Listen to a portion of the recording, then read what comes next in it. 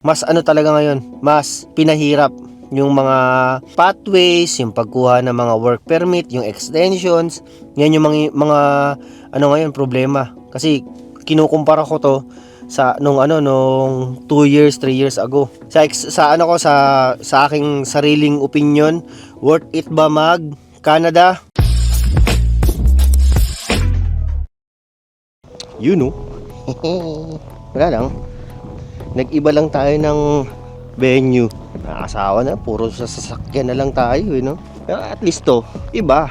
Nandito ako sa park. Hindi ko alam kung anong park to. Yan yung puro snow. Puro puti. Oh? Nakakaibang makita.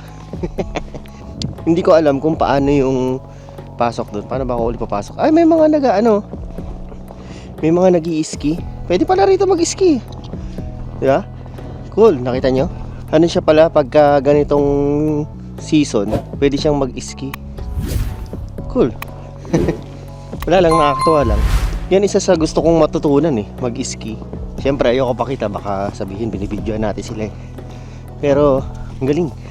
Ayun yun sila. Diba? Ay. Kaya lang, hindi ko alam kung paano ako pupunta dun. Kasi gusto kong umupo. Ang hirap naman mag-video ng ganito. Nandun kasi yung parang dun sa may kabilang yun. Yan. Sa pinanggalingan nila. Parang nandun yung parang amphitheater. Dati kasi, dire-diretso lang to, may daan. Yan. Pero hindi ko alam kung pwede mong lakarin. Siguro, tinan nyo lulubog ka dyan ang kapal ng snow. Diba? Mukhang kailangan mo ng snowshoes dyan para pumunta. So, hindi tayo pwede dyan. Kape tayo. Saka meron ako steep tea. Walang nga, ang bilis lumamig. Pero ayos lang, mainit pa naman. Laging order ko pagka gusto mong magpainit. Steep tea, large triple. Ang lupit sa sa sugar. Wala naman pala akong tatambayan dito. Paano ako tatambay dito? Feeling ko sisipunin ako Try natin maglakad pag ganun. Maganda habang naglalakad, simulan na natin yung aking pakay na video. Yung aking talagang gustong i-discuss sa inyo. Share, discuss. Marami kasing sa akin. Nagme-message sa akin na, Sir, worth it pa bang mag-Canada itong 2026? Worth it pa ba? Kasi syempre, di ba? Sa dami ng mga, mga nangyari, mga nagbagong mga rules, mga batas dito sa Canada. Worth it pa ba siya? Yun ang pag-usapan natin. Talagang track pala to ng mga nag-i-ski. Ang dami nila. Kaya pala napapatag din dito.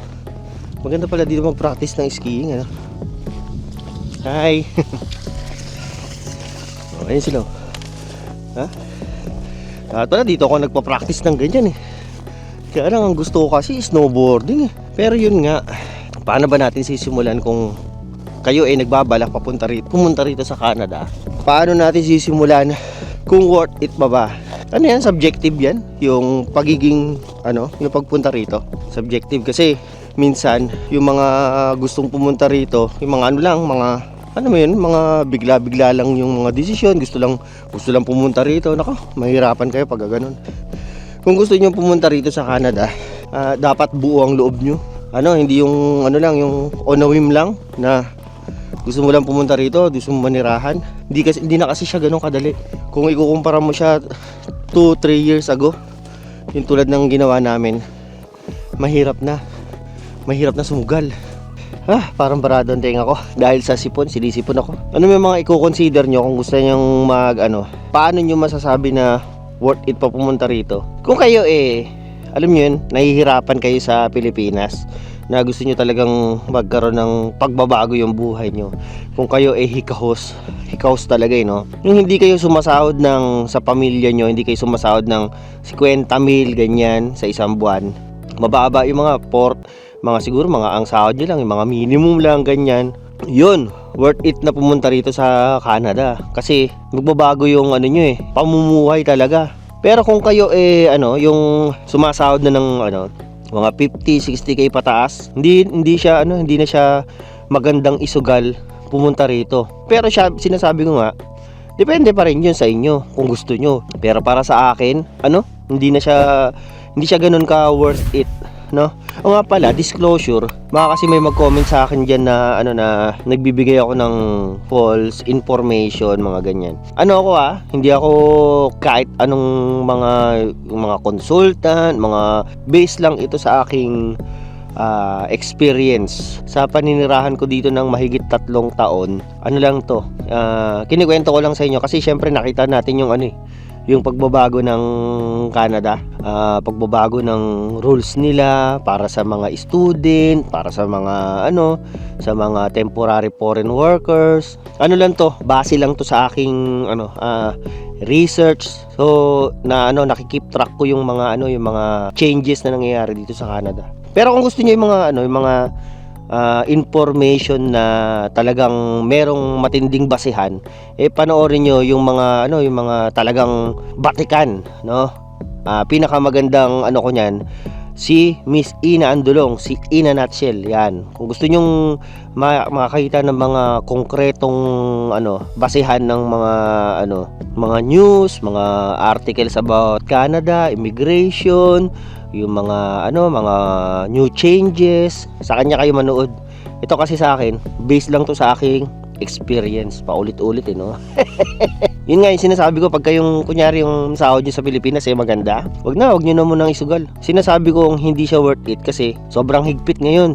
Hindi siya yung tulad nung pumasok kami dito sa Canada from Philippines na ang entry temporary foreign worker, LMIA, 1 year and 10 months naging permanent resident na ako. Meron pang mas mga mabili sa akin, si Marlon D. Shoutout kay Marlon D. 1 year and 7 months naging permanent resident kagad si Marlon. Ngayon, kung ikukumpara mo sa mga ngayon, nag-aabang ng permanent residency, mapa-student pa yan, mapa-work permit, temporary foreign worker. Kung po mas matagal ngayon. Meron halos 2 taon na nilang hinihintay yung kanilang PNP, yung provincial nominee. Inaabot ng 2 taon.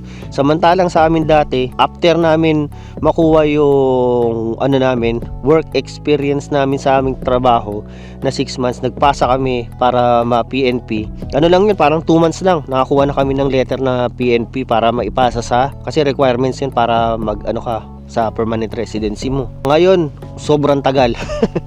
Yun yung pinaka nga pala, maganda rin simulan siguro natin pagka kayo gusto niyo pumunta rito. Kunyari, sabihin na natin desidido talaga kayong pumunta rito, no? Dapat meron kayong konkretong pathway kung paano nyo ina-navigate yung Canada. Simulan nyo yung sa visa nyo, kung anong visa ba yung gusto nyong kunin, kung kayo student permit, kung student visa, working visa, kasi mahalaga yan doon yung kung ano yung strengths nyo, kung saan kayo merong mas malaki yung pag-asa. Kasi sa ngayon kung gusto nyo mag-student, ngayon, sila yung isa sa hinihigpitan ngayon. Ang hirap maging student ngayon. Bukod sa yung mga dating problema niya na mahal yung tuition, tapos ang hirap ng kumuha ng kanilang PGWP, tapos kung kayo merong pamilya, hindi na ninyo basta-basta makukuha yung inyong pamilya. Dati kasi 2 years ago, kahit ang program na kinuha mo 10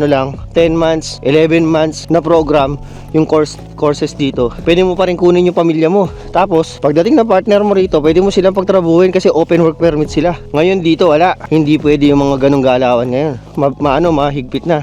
Tapos dati, pagka kumuha ka ng 2 years na course na program, automatic may PGWP ka na 3 taon. Yung PGWP mo, yung pwede ka magtrabaho after mo mag-school. Dito hindi. Meron pa nga mga nade-deny yung PGWP nila.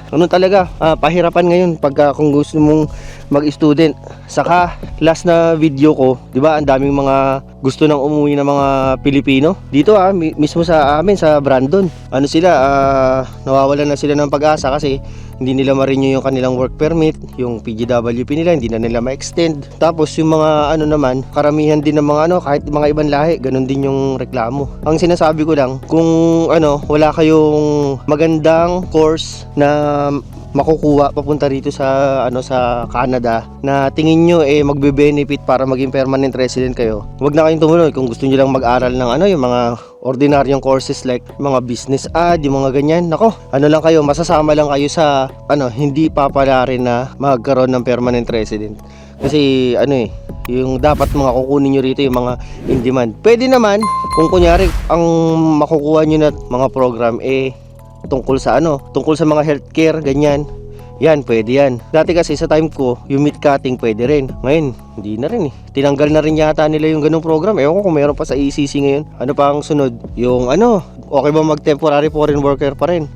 Ito, yung pinaka kung kunyari nagbabalak pa rin talaga kayo pumunta rito.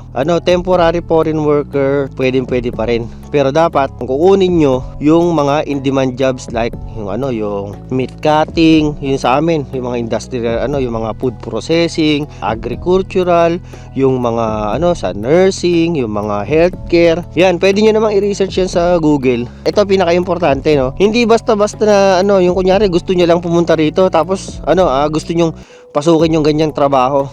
Syempre, ngayon sa sobrang sinasala na ng Canada yung mga ganyan, dapat meron diyan pa lang sa Pilipinas, meron na kayong mga experience ng ng mga ganyan trabaho. Kung kunyari sa meat cutting kayo, sa food processing, dapat meron kayong experience yan. Tulad yan sa amin sa pagbubutcher, ganyan. Sa mga healthcare, dapat kayo sa Pilipinas, may ganyan trabaho kayo.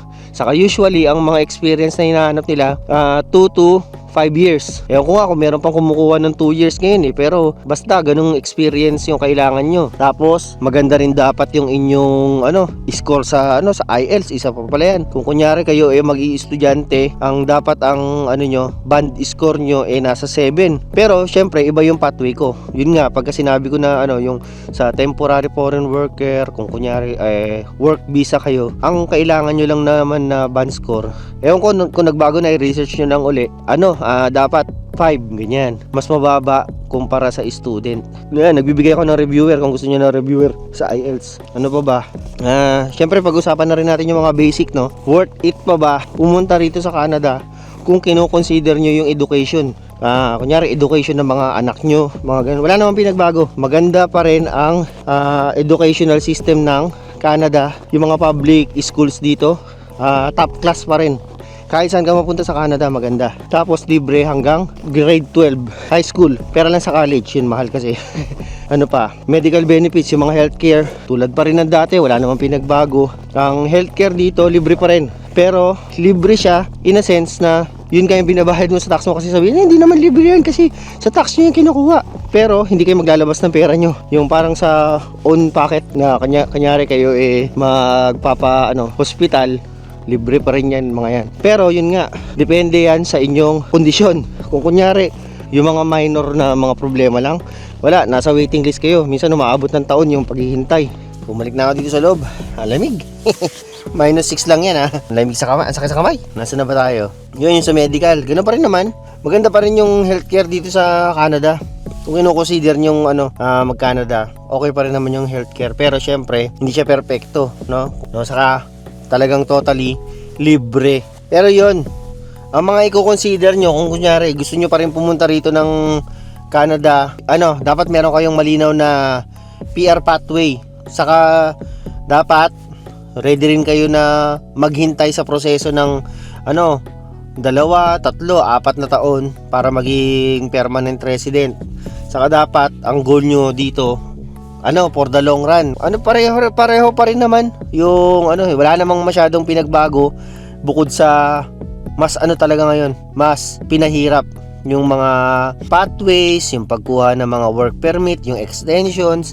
Yan yung mga ngayon problema. Kasi kinukumpara ko to sa nung 2 years, 3 years ago na nung time namin. Sa aking sariling opinion, worth it ba Canada? Para sa akin sa ngayon, hindi siya worth it. Sa opinion ko to kasi sa hirap ng pagdadaanan nyo, yung uncertainty, yun yung pinaka problema mo Kasi gusto mo nga yung masisigurado mo mape-permanent resident ka. Yun yung hindi ngayon sigurado dito sa Canada. Pero syempre, depende sa iyong pathway. Kung kunyari kumuha ka ng temporary foreign worker na pathway, work visa, tapos yung trabaho mo yung mga nasa in-demand jobs, pwede. Pero yun nga, sinasabi ko, depende pa rin talaga. No? Yun lang. Para meron na tayong magandang video ngayong at least kahit pa paano, meron tayong mapupulot na aral kay Brandon Boy. Hindi puro chismis. Sige na, uwi na ako. At gumagabi na, dumidilim na. Like, share, subscribe, umaga. Alam nyo yun eh. Sige na, paalam.